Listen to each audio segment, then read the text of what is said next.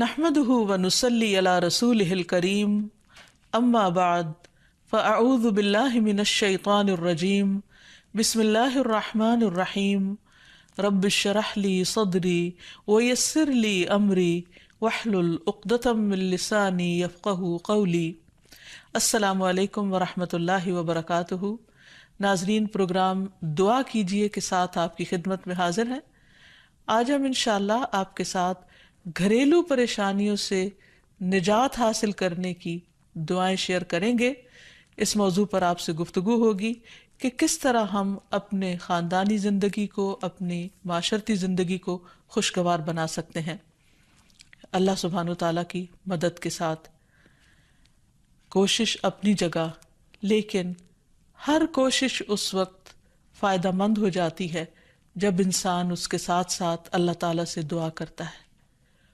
حدیث میں آتا ہے کہ اللہ سبحانہ وتعالیٰ کے نزدیک دعا سے زیادہ معزز اور کوئی چیز نہیں، یعنی سب سے زیادہ اللہ تعالیٰ جس چیز کو بندے کی ویلیو کرتے ہیں وہ دعا مانگنا ہے۔ اسی طرح ایک اور حدیث میں آتا ہے کہ دعا کرنا افضل عبادت ہے، یعنی انسان جب اللہ تعالیٰ کے آگے ہاتھ پھیلاتا ہے، اپنے دل کی پکار اپنے رب کو سناتا ہے، تو دراصل وہ عبادت کی حالت میں ہوتا ہے اور ایک افضل عبادت کر رہا ہوتا ہے۔ اس لیے کثرت کے ساتھ دعائیں کرتے رہنا چاہیے، لیکن یاد رہے کہ دعا کرنے سے پہلے اللہ سبحانہ وتعالیٰ کی تعریف ضرور کی جائے۔ اس سلسلے میں تعریف کے بے شمار کلمات ہمیں احادیث کی کتابوں میں ملتے ہیں۔ انہی میں سے ایک آتا ہے کہ آپ صلی اللہ علیہ وسلم سے سوال کیا گیا کہ کون سا کلام افضل ہے؟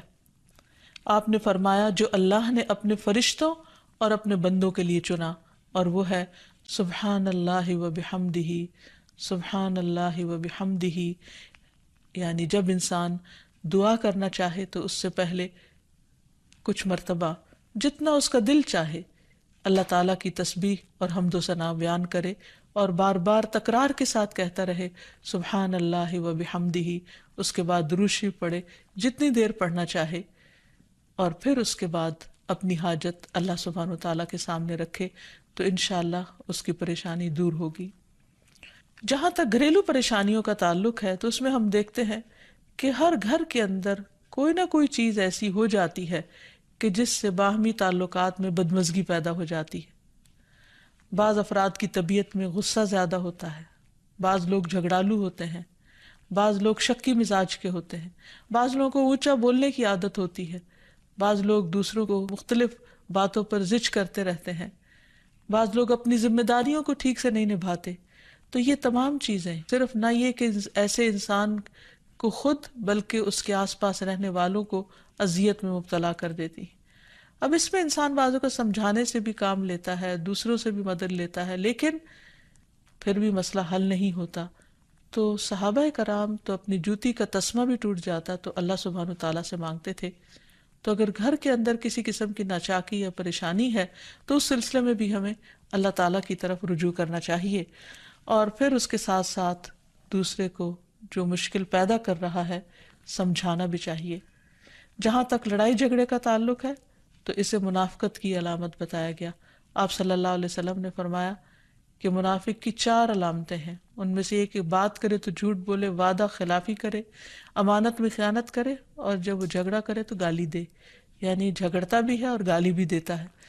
نبی صلی اللہ علیہ وسلم نے یہ بھی فرمایا کہ اللہ کو سب سے زیادہ ناپسند آدمی وہ ہے جو بہت جھگڑالو ہے، یعنی اللہ تعالیٰ ایسے شخص سے محبت نہیں کرتے۔ اس لیے اگر آپ کسی سے بات کر رہے ہو تو اس کی بات توجہ سے سن لے۔ چھوٹی چھوٹی باتوں پر جھگڑنا اور دوسرے کے ساتھ بد اخلاقی سے پیش آنا یہ درست نہیں۔ پھر اسی طرح مومن جو ہے وہ کبھی بد اخلاق نہیں ہوتا، اور بد اخلاقی پھر منافقت کی علامت ہے۔ رسول اللہ صلی اللہ علیہ وسلم نے فرمایا تمہارے یہ نسب نامے کسی کے لیے گالی کا سبب نہیں ہے، تم سب آدم کی اولاد ہو، ایک دوسرے کے قریب ہو، دین یا عمل صالح کے علاوہ کسی وجہ سے کسی کو کسی پر کوئی فضیلت نہیں۔ آدمی کے برا ہونے کے لیے یہی کافی ہے کہ وہ فحش گو ہو، بد کلام ہو، بخیل ہو اور بزدل ہو۔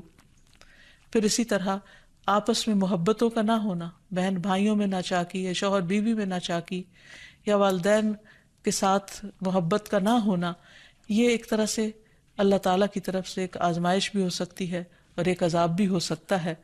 مومن تو محبت کرنے والا ہوتا ہے، اور اس شخص میں کوئی خیر نہیں جو محبت کرتا نہیں اور لوگ اس سے محبت نہیں کرتے، اور لوگوں میں سب سے زیادہ بہترین انسان وہ ہے جو لوگوں کے لیے فائدہ مند ہوتا ہے۔ تو اس لیے بہت ضروری ہے کہ خاندان کے اندر باہم محبت پائی جائے۔ گھریلو زندگی خوبصورت ہو جاتی ہے اگر آپس میں ایک دوسرے سے پیار، محبت اور ہمدردی کے جذبات پائے جاتے ہیں۔ پھر اسی طرح بعض اوقات گھریلو زندگی میں بدگمانیاں بہت تکلیف دیتی ہیں، یا گھر کے کچھ افراد سنی سنائی باتوں پر یقین کرتے ہوئے دوسروں کے خلاف بدگمانی پال لیتے ہیں، تو اس سے بھی پرہیز کرنے کی ضرورت ہے۔ اسی طرح گھریلو پریشانیوں میں گھر کا تنگ ہونا بھی ایک عذاب کی شکل ہے۔ اس لیے نبی صلی اللہ علیہ وسلم نے ہر وضو کرنے کے بعد جو دعا سکھائی، اس میں خاص طور پر یہ دعا آتی ہے کہ اے اللہ میرے گھر میں وسعت پیدا کر دے، یعنی ایک تو دلوں میں وسعت ہو، اور دوسرا یہ ہے کہ جگہ بھی کشادہ ہو۔ رسول اللہ صلی اللہ علیہ وسلم نے فرمایا 3 چیزیں بدبختی میں سے ہیں۔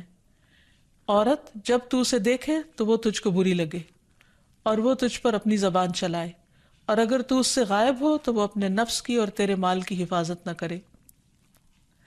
دوسرے، مریل سواری کہ اگر تو اسے مارے اور چلائے تو تجھ کو تھکا دے، اور اگر اسے چھوڑ دے تو تجھے جلد تیرے ساتھیوں تک نہ پہنچائے، اور ایسا گھر جو تنگ اور کم سہولتوں والا ہو۔ تو اس لیے اگر انسان ایسی کسی تکلیف میں مبتلا ہے تو اس کا حل بھی یہی ہے کہ کوشش کے ساتھ ساتھ انسان دعا کرے۔ اسی طرح خرچ میں کمی، وسائل میں کمی، مال میں کمی، یہ تمام چیزیں بھی عموماً گھروں کے اندر جھگڑے پیدا کر دیتی ہیں۔ کھانے پینے کی قلت، بنیادی ضروریات کا پورا نہ ہونا، تو ایسی صورت میں بھی انسان اللہ تعالیٰ کی طرف رجوع کرے، اور اس کے لیے ساتھ ہی کوشش بھی ضروری ہے۔ کوشش میں سب سے پہلے تو یہ کہ انسان لڑائی جھگڑا چھوڑے، صبر و ضبط کی عادت ڈالے، برداشت اور تحمل کی عادت اپنے اندر پیدا کرے، اپنے اخلاق کو بہتر بنائے۔ ایک حدیث کے مطابق اللہ سبحانہ و تعالیٰ جب کسی گھرانے پر خیر و برکت نازل فرمانا چاہتے ہیں تو اس گھر والوں کے اندر نرمی پیدا کر دیتے ہیں، اور ایک اور حدیث میں یہ بھی آتا ہے کہ جو نرمی سے محروم کر دیا گیا وہ ہر خیر و بلائی سے محروم کر دیا گیا۔ تو اس لیے گھر کے ہر فرد کو اپنے اپنے رویے پر غور کرتے ہوئے اپنے اخلاق کی اصلاح کرنے کی ضرورت ہے، اور دوسروں سے توقعات زیادہ رکھنے کی بجائے اپنا طرز عمل اچھا کرنے کی ضرورت ہے۔ اور گھر والوں کے ساتھ بہترین ہونا نبی صلی اللہ علیہ وسلم کی سنت ہے۔ آپ نے فرمایا تم میں سے بہتر وہ ہے جو اپنے گھر والوں کے لیے بہتر ہو، اور میں تم سب کی نسبت اپنے گھر والوں کے حق میں اچھا ہوں۔ یعنی آپ نے اپنی مثال دی کہ میں سب سے اچھا سلوک اپنے گھر والوں سے کرتا ہوں، تو تمہیں بھی اگر اچھا بننا ہے تو ایسا ہی کرنا ہوگا۔ پھر اسی طرح گھر والوں کو زیادہ سے زیادہ فائدہ پہنچانا۔ حسن بصری سے مروی ہے کہ اللہ تعالیٰ کے نزدیک پسندیدہ بندے وہ ہیں جو اپنے اہل و عیال کو سب سے زیادہ نفع دینے والے ہیں۔ پھر اسی طرح پیار و محبت سے رہنا۔ اگر لڑائی جھگڑا ہو بھی جائے یا کوئی غلط فہمی پیدا بھی ہو جائے تو اس وقت خاموشی اختیار کر لینا، مناسب وقت کا انتظار کر کے اس غلط فہمی کو دور کرنا ضروری ہے۔ پھر اسی طرح اللہ سبحانہ وتعالیٰ نے گھریلو زندگی کو خوشگوار بنانے کے لیے جو بہترین ہدایت ہمیں قرآن مجید میں دی ہے وہ ہے عفو و درگزر سے کام لینا۔ اللہ تعالیٰ فرماتے ہیں یا ایہا الذین آمنوا ان من ازواجکم و اولادکم عدوا لکم فاحذروہم وَإِن تَعْفُوا وَتَصْفَحُوا وَتَغْفِرُوا فَإِنَّ اللَّهَ غَفُورٌ رَّحِيمٌ إِنَّمَا أَمْوَالُكُمْ وَأَوْلَادُكُمْ فِتْنَةٌ وَاللَّهُ عِندَهُ أَجْرٌ عَظِيمٌ۔ اے لوگو جو ایمان لائے ہو، بے شک تمہاری بیویوں اور تمہارے بچوں میں سے بعض تمہارے دشمن ہیں، سو ان سے ہوشیار رہو، اور اگر تم معاف کرو اور درگزر کرو اور بخش دو تو بے شک اللہ بے حد بخشنے والا نہایت رحم فرمانے والا ہے۔ تمہارے مال اور تمہاری اولاد تو محض ایک آزمائش ہے، اور جو اللہ ہے اسی کے پاس بہت بڑا اجر ہے۔ یعنی انسان کو بعض اوقات اپنی ہی بیوی یا بیوی کو اپنے ہی شوہر سے، اور بعض اوقات اپنے ہی بچوں سے یا اپنے ہی والدین سے دشمنی کا اندیشہ ہو سکتا ہے، اور وہ ایک دوسرے کے لیے مصیبت اور بلا ہو سکتے ہیں، لیکن ایسی صورت میں بھی انسان کا گزارا نہیں ہو سکتا جب تک ایک دوسرے کو معاف نہ کرے۔ زندگی کی گاڑی نہیں چل سکتی جب تک انسان دوسروں کے قصور اور غلطیاں ان سے درگزر نہ کرے، کیونکہ ہر انسان کبھی غصے کی وجہ سے، کبھی جہالت کی وجہ سے، کبھی جلد بازی کی وجہ سے، کبھی لوگوں کے اکسانے پر اپنے پیاروں کے ساتھ زیادتیاں کر جاتا ہے۔ تو ایسی صورت میں انسان اگر چاہتا ہے کہ اس کی زندگی خوشگوار ہو تو اسے معاف کرتے رہنا چاہیے۔ نبی صلی اللہ علیہ وسلم کے اخلاق کے بارے میں جب پوچھا گیا تو حضرت عائشہ کہتی ہیں کہ آپ طعن و تشنیع کرنے والے نہ تھے، یعنی طعنے نہیں دیتے تھے، یعنی اگر کسی سے غلطی ہو جاتی تو اسے بار بار یاد نہیں کراتے تھے، فحش کام نہیں کرتے تھے، بازاروں میں چیخنے والے اور برائی کا بدلہ برائی سے دینے والے نہ تھے، بلکہ معاف کرنے والے اور درگزر کرنے والے تھے۔ اور حقیقت یہ ہے کہ جو جس کے جتنا قریب ہوتا ہے، جیسے گھر والے ہیں، اس کی غلطیاں اور اس کی کمزوریاں زیادہ سامنے آتی ہیں، اور پھر وہ ریپیٹڈلی سامنے آتی ہیں، بار بار سامنے آتی ہیں، تو ایسی صورت میں معاف کرنا بھی مشکل لگتا ہے، لیکن پھر بھی معاف کیے بغیر گزارا نہیں۔ پھر اسی طرح یہ ہے کہ انسان اگر ہمیشہ دوسروں کا حق ادا کرنے کی فکر کرے تو اس سے بھی بہت سے جھگڑے ختم ہو جاتے ہیں۔ شوہر اگر بیوی کو حق دینے والا ہو، بیوی خوشی سے شوہر کا حق دینے والی ہو، بہن بھائی ایک دوسرے کے اوپر قربانی کرنے والے ہوں، ایثار کرنے والے ہوں، تو ایسی صورت میں گھر کا ماحول بہت خوشگوار ہو سکتا ہے۔ عورت کے بارے میں فرمایا نبی صلی اللہ علیہ وسلم نے کہ عورت اس وقت تک ایمان کی حلاوت نہیں پا سکتی جب تک کہ وہ اپنے شوہر کا حق ادا نہیں کرتی۔ اسی طرح شوہر کے لیے نبی صلی اللہ علیہ وسلم کا یہ اسوہ حسنہ بہترین ہے کہ آپ صلی اللہ علیہ وسلم اپنے گھر ہوتے ہوئے اپنے گھر والوں کے کام کاج میں ہاتھ بٹایا کرتے تھے، ان کی خدمت کیا کرتے تھے۔ جب نماز کا وقت ہوتا تو فوراً نماز کے لیے تشریف لے جاتے۔ آپ اپنے چھوٹے چھوٹے کام خود کر لیا کرتے تھے۔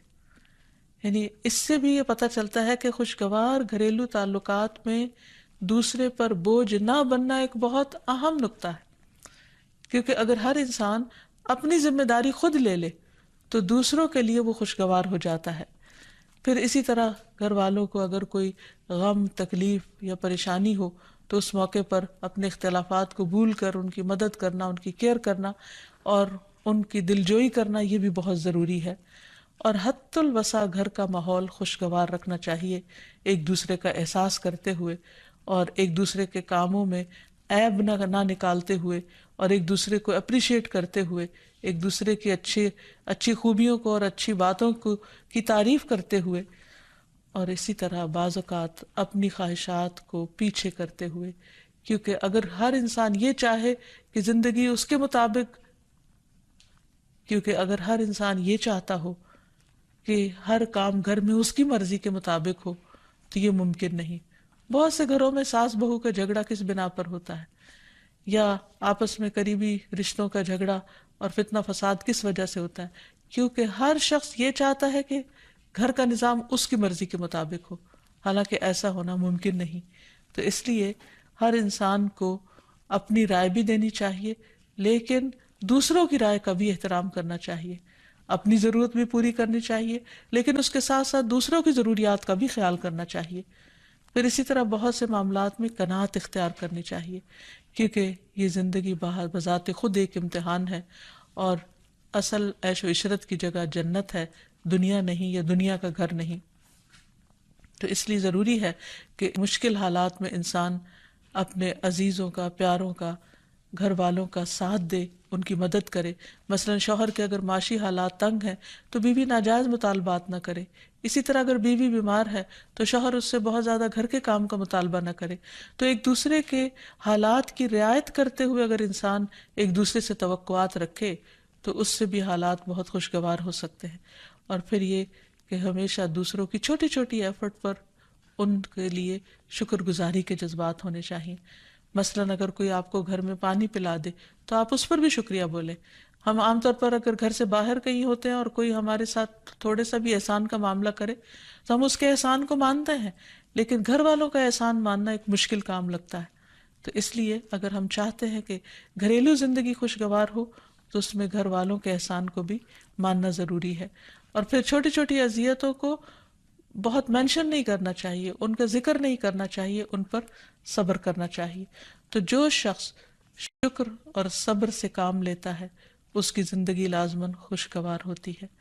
لیکن اس کے باوجود بھی اگر گھریلو زندگی میں تنگی ہو، تکلیف ہو، آپس کی ناچاکی ہو، دشمنی ہو، پریشانی ہو، بہت بے چینی ہو، تو پھر اللہ سبحانہ وتعالیٰ ہی کی طرف رجوع کرنا چاہیے. کیونکہ قرآن مجید میں آتا ہے وَإِن يُرِدْكَ بِخَيْرٍ فَلَا رَادَّ لِفَضْلِهِ يُصِيبُ بِهِ مَن يَشَاءُ مِنْ عِبَادِهِ وَهُوَ الْغَفُورُ الرَّحِيمُ. اور اگر اللہ تجھ سے کوئی بھلائی کرنا چاہے تو کوئی اسے ٹالنے والا نہیں، وہ اپنے بندوں میں سے جسے چاہے فضل سے نوازتا ہے اور وہ بخشنے والا اور رحم کرنے والا ہے. تو اس لیے چھوٹی چھوٹی تکلیفوں پر بھی فوراً اللہ کا ذکر، اللہ کی یاد، اللہ کی تسبیح انسان کے دل کو سکون بخش دے. اور نبی صلی اللہ علیہ وسلم نے خصوصاً اپنی پیاری بیٹی فاطمہ رضی اللہ تعالی عنہا کو جب وہ گھر کے کام کاج کر کے تھک جاتی تھی، کیونکہ اپنے ہاتھ سے چکی پیستی، اپنے ہاتھ سے آٹا گوندتی، اپنے ہاتھ سے اپنے گھر کے کام کاج کرتی، بچوں کو لک آفٹر کرتی، تو بہت تھک جاتی تھی. اور اسی تھکاوٹ کی وجہ سے انہوں نے ایک دفعہ نبی صلی اللہ علیہ وسلم کے پاس جب کچھ قیدی آئے تو خادم کا مطالبہ کیا، لیکن آپ صلی اللہ علیہ وسلم نے ان کو خادم دینے کی بجائے یہ تسبیحات سکھائی اور فرمایا کہ جب تم اپنے بستر پر جانے لگو تو 33 بار سبحان اللہ، 33 بار الحمدللہ اور 34 بار اللہ اکبر پڑھ لیا کرو. اور اسی لیے یہ تسبیحات فاطمہ کے نام سے بھی معروف ہیں. تو رات کو خاص طور پر بستر پر لیٹ کر یہ تسبیحات ضرور پڑھ لینی چاہیے، کیونکہ یہ گھریلو کام کاج کی تھکاوٹ کا بہترین علاج ہے اور خادم کی جگہ کفایت کرنے والی دعائیں ہیں. پھر اسی طرح گھر میں وسعت اور کشادگی کی دعا، اللہم اغفر لی ذنبی ووسع لی فی داری وبارک لی فی رزقی. اے اللہ میرے گناہ معاف کر دے، میرے گھر میں وسعت پیدا کر دے اور میرے رزق میں برکت عطا کر دے.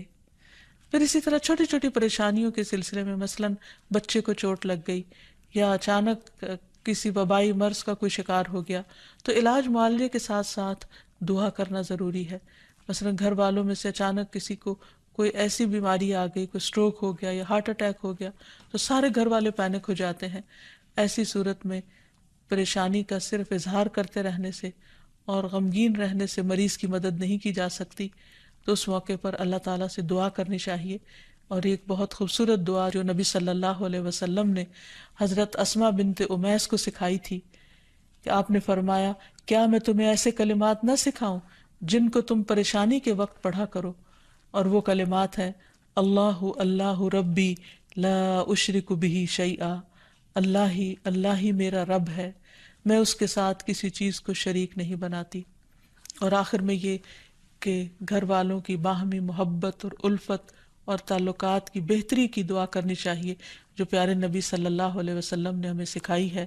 وہ دعا ہے اللہم الف بین قلوبنا واصلح ذات بیننا واہدنا سبل السلام ونجنا من الظلمات الى النور وجنبنا الفواحش ما ظہر منها وما بطن وبارک لنا فی اسماعنا وابصارنا وقلوبنا وازواجنا وذریاتنا وتب علینا انک انت التواب الرحیم وجعلنا شاکرین لنعمتک مثنین بها قابلیہا واتمہا علینا. اے اللہ ہمارے دلوں میں الفت پیدا فرما دے اور ہمارے آپس کے معاملات کی اصلاح کر دے. ہمیں سلامتی کے راستوں کی رہنمائی فرما اور ہمیں اندھیروں سے نجات دے کر نور کی طرف لے آ اور ہمیں تمام ظاہری اور چھپی بدکاریوں سے محفوظ رکھ. ہمارے کانوں اور ہماری آنکھوں اور ہمارے دلوں اور ہماری گھر والیوں اور ہمارے بچوں میں برکتیں عطا فرما. ہماری توبہ قبول فرما، بلا شبہ تو بہت زیادہ توبہ قبول کرنے والا اور رحمت کرنے والا ہے. ہمیں اپنی نعمتوں کا شکر ادا کرنے والا بنا اور ان کی تعریف کرنے والا اور ان کو قبول کرنے والا بنا دے. ان نعمتوں کو ہم پر کامل فرما دے، یعنی ان نعمتوں کو ہم پر تمام کر دے۔ تو کس قدر جامع اور خوبصورت دعا ہے جو نبی صلی اللہ علیہ وسلم نے ہمیں سکھائی۔ گھریلو زندگی کو خوشگوار بنانے کے لیے ان دعاؤں کو پڑھتے رہنا چاہیے، یاد کر لینا چاہیے، قبولیت کے مواقع پر پڑھنا چاہیے۔ اگر زبانی یاد نہ بھی ہو تو دیکھ کر پڑھ لینا چاہیے، اور اگر ان کا ترجمہ نہ آتا ہو تو اردو میں پڑھنے میں بھی کوئی حرج نہیں، لیکن اللہ تعالیٰ سے مانگتے رہیے کیونکہ ساری مشکلات کا حل صرف اسی کے پاس ہے۔ وآخر دعوانا ان الحمد للہ رب العالمین۔